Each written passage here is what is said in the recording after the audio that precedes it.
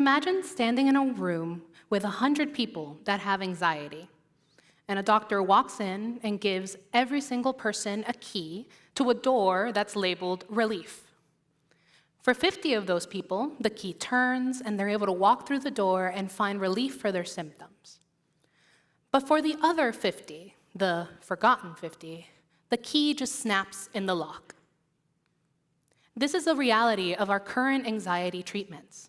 SSRIs, therapy are life-saving for some, but for half of the population, they simply don't work.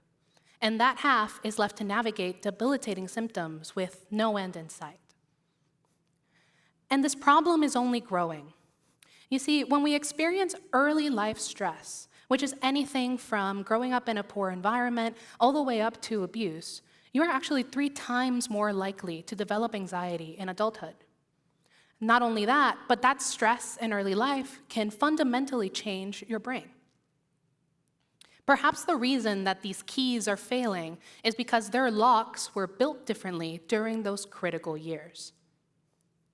Now, we've spent decades looking at the brain in isolation to find for a solution.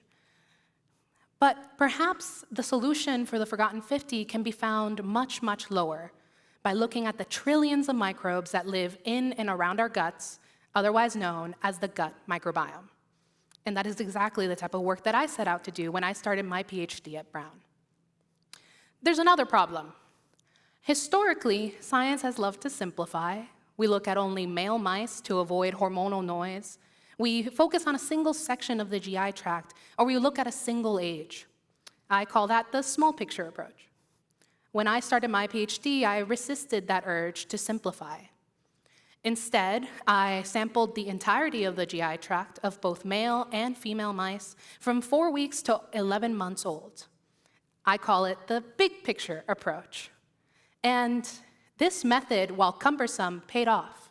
By the end of my PhD, I had collected over 1,500 microbiome samples and more than 229 hours of behavioral assessments. That was a lot. It was a bit of a mess, but it was worth it because we found something. You see, before, traditionally, the way we thought that the microbiome could be leading to anxiety, it was this idea of the leaky gut. The concept that stress can lead to inflammation, which can make the gut become more porous and allow metabolites from the gut to leak out into the bloodstream and reach the brain. But when I looked at my data, there was no inflammation. In fact, some of my data was suggesting that the barriers between the gut and the brain might be tightening.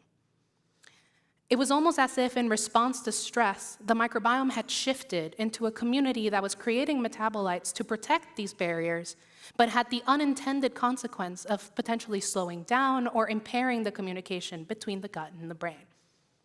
And this was a fascinating mechanism because it goes against everything we thought was possible in terms of the gut-brain axis. And I firmly believe that if we continue to research this mechanism, we're going to find new ways to personalize mental health treatment for all.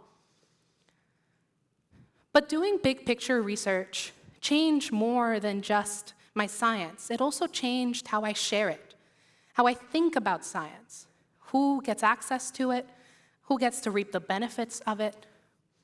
In fact, I think big picture research made me both a better researcher, but also a better person.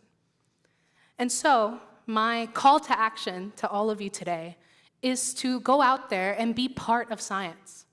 Whether that's sharing your own research in forums like these, or writing a children's book to inspire the future generation of scientists. We should start thinking about science as a community. Because if we treat science as a community, and we stop looking at the little matters in isolation, perhaps we can start finding the answers that have been inside us all along, and the ones that hold the keys to our future. Thank you.